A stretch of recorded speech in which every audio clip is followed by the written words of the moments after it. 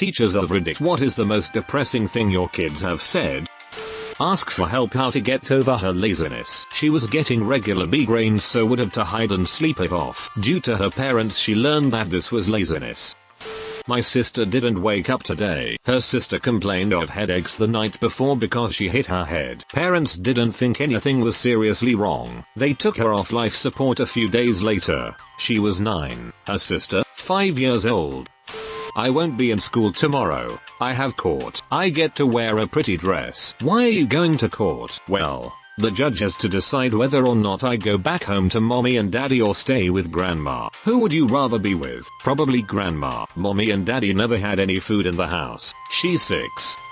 Had a kid read a story about a dog being cloned, but she latched onto the part where the dog died and started bawling. I took her out for a walk to calm down and asked her if she had any pets. She used to have a dog, but it chewed a shoe, so her parents gave it away. She used to have a cat, but it scratched dad, so they gave it away. They had a lizard, but parents forgot to feed it and it died. On and on and on. This string of horrible pet owner stories. I really regretted opening that can of worms, but it did take her mind off the story and she stopped crying. I've had a lot, but one morning 2 students came in early to my room and asked if they could use my student computer. I said sure, and figured that they just needed to finish a project and knew I always got to school early. No, turns out their best friend was murdered 2 days before because he wouldn't give his money he earned to someone trying to rob him. His family needed the money to not be homeless, so he died trying to look out for his family, and for like $80 or something. My students were creating flyers and a GoFundMe so they could try to help the parents not be homeless, and to afford a funeral. To make matters worse, the kid was murdered on a Saturday. He was left to bleed out and die, to be found the next morning. The fucking murderer came to my school on Monday as if nothing had happened. Cops pulled him out of the class in the middle of the day once they had figured out it was him. Assignment was to write a poem about something you like to pretend. Student's poem started, I like to pretend that I have friends. This was in 1st grade. 5-year-old preschool girl with 103-degree fever. Sicker than sick. She begs the nurse, please don't send me home. She was allowed to sleep in the nurse's office until the end of the day. That was about 2.5 years ago. A few months later she was removed by CPS and has been with a foster family, me, for nearly 2 years now. A couple in the running. My boyfriend was shot in front of me and died in my arms. The ambulance we called never arrived. Mom went to go stay with my older sister, 3 states away, for a while. She told me I'm in charge of his twin 15-year-old brother, and we need to make sure we stay at specific shelter. She never came back. A visibly sick student in class mom said she's working, and I tried to call my dad. He hung up on me. He doesn't care about me anyways. On the first day of school, and the first day of my career, how was your morning? Dude took 2 to the chest on his front porch on my way to school. Don't worry though, I didn't see his face. What are we doing today?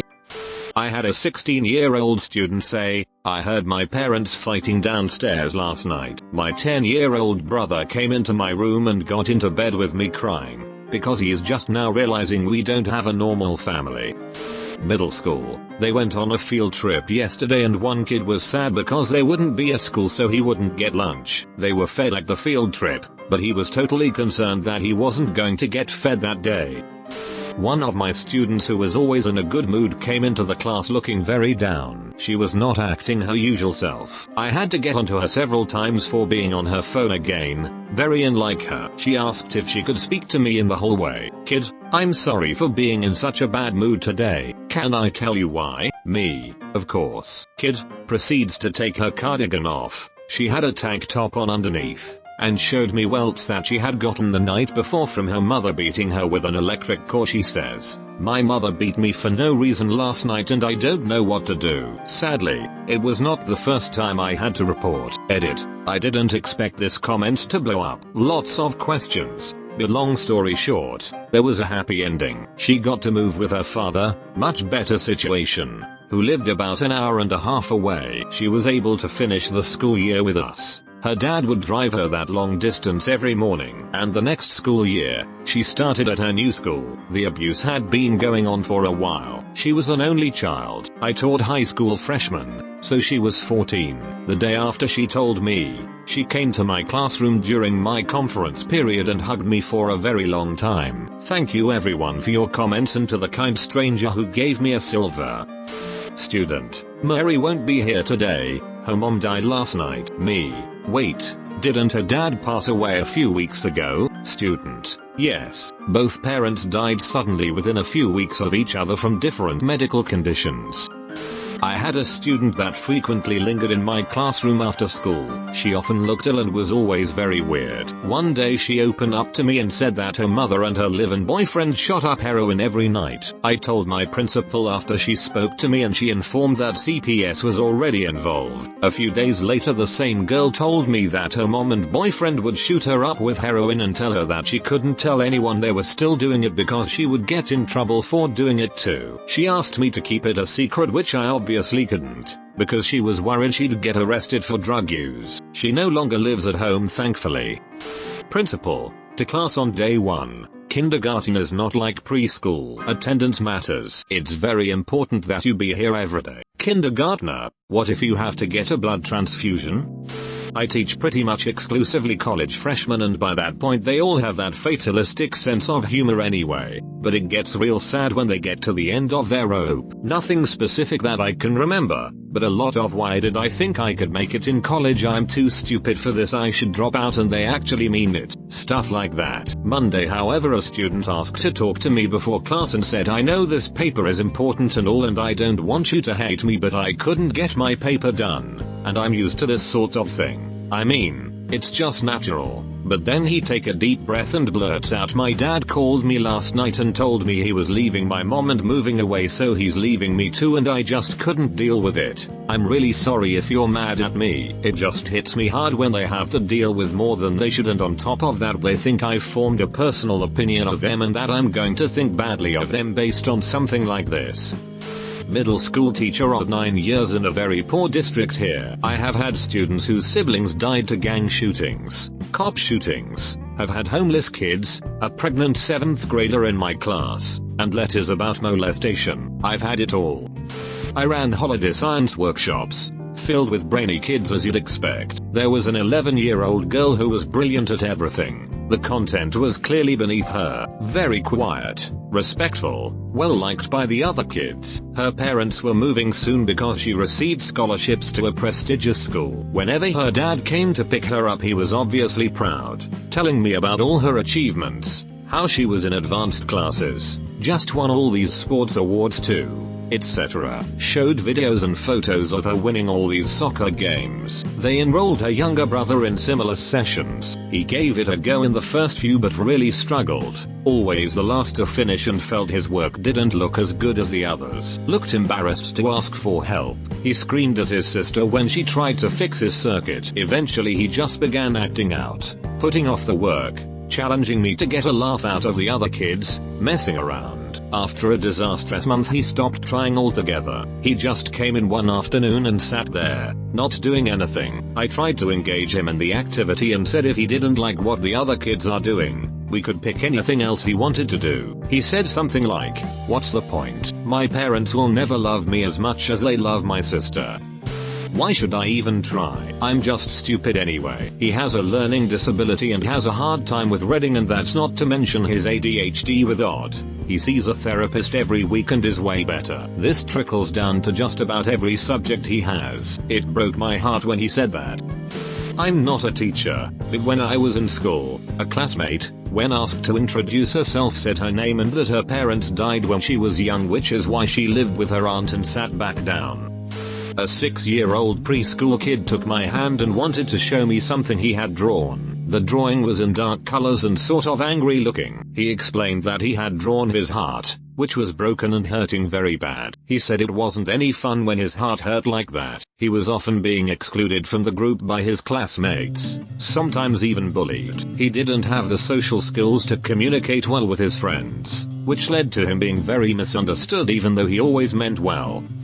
Miss Spidey, do you know how to get local electric company to turn your power back on? I get paid today, but they pay me on a card. So, do I get out cash and get a money order? And where do I take it to? Kid was 16, but kid got their power turned back on that day, all by themselves. I didn't do spit or biscuits but teach them how to talk to people in call centers and make the introduction to the CSR. And then later their power bill got reduced, because the school social worker has programs for that sort of thing. The local power company sent them some energy saving free stuff, including some light bulbs. Kid and their siblings had been short some lights at home for a while, and we got their water and sewer discounted as well. School social workers are pal. Their surviving parent was trying. It's just hard with a parent of their own who isn't well. That many kids and 2 fast food jobs. Kid is in college now, damn near full ride. Commutes from home to save money. Puts their housing stipend towards the family rent,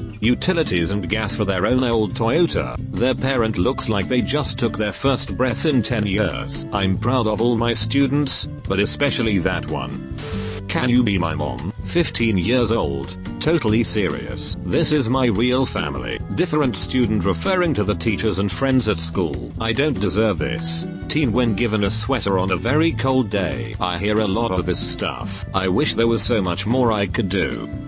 My mother was a teacher for nearly 30 years. She spent the last 10 years at a middle school that was pretty hard up in the Tulsa public school system. She had a very good student who came to school every day in the same clothing. We can call him Jay. The clothing was always washed, but even so around halfway through the year, his clothing was becoming tattered and stained. The other students began to notice and make comments. The school tried to give him clothing but he refused. He would not accept a handout. A few teachers came up with a plan for the school, put on a contest where the winner was given some new, very nice, school clothing. This contest was set up for Jay to win. This way he could have new clothing and not feel as though he was given anything. Jay won the contest. He accepted the new clothing gladly. The next day he was still wearing his old clothes. My mom asked him why he was not wearing the new clothing. Those are my trophies. I have them hanging on my wall. Rips my heart right out of my chest. I did a month as a teacher assistant during work experience when I was in 6th form, and normally you stick with the same teacher all day but a different teacher every day, if that makes sense. Anyway, I requested it for the whole 2 weeks I could stay with the same class, which got accepted, so there I was staying with the year 9B class, ages around 13-14. Throughout the time I treated them all as people, not as students, having a joke with them while they got on with their work, etc. About a week and one student, let's call him Oliver, suggested to the teacher I take out 4 or 5 students to continue work in another room, which was agreed on for every lesson from that point. Every lesson Oliver requested to go out to the other room, but obviously sometimes he couldn't. A further week passes and I speak to the headmaster about Oliver wanting to constantly go with me, and he suggested to let him go every lesson.